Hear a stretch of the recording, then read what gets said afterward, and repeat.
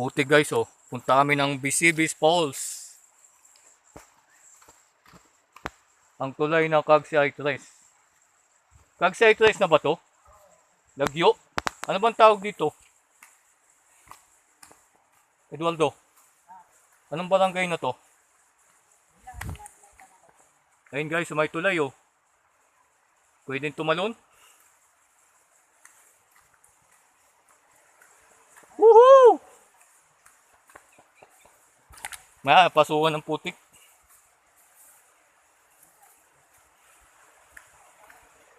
First time ka lang dito, Eduardo? Haka. Sayang, di sumama si Lawrence. Uy, yun na ito lang oh. Ano ba yun? Ba may bayad yan?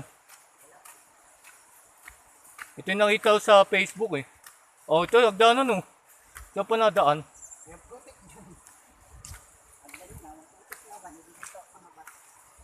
Ito ang aming tour guide, Eduardo Manalo. Ay, gogo. Pupuno wala ito na yun. Alam mo ba, init ang isip. Ikat mo na lang. Sabi ko kay Lawrence, pag bibideo, naka-horizontal. Napupunta sa short eh. Lagi siya nakaganyan. Sana? Ano pa daw, pagliko eh. Ay no, akit kaya tayo dyan. Oh, taas oh. Pwede yung gago, but yan. Ipapasang kita, akit kita doon. Ay, magaling. Gago, inuwa na yung motor. Yaman tatay mo doon, ano, Eduardo? Ha? Mabait naman doon, ano? Sino? Yung motor natin. Topa pa ng tatay mo yun eh. Yung isang nasa halip. Kilala mo? Kilala ko eh. Ah, topa ni Kuya Dong? Hindi, sa alubin. Paano mo alam ang driver?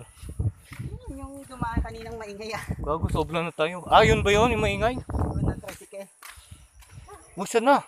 Ganda oh, dito. Ang bandaan. Saan labas yun? Patay. Ang laki pa ng tanungan.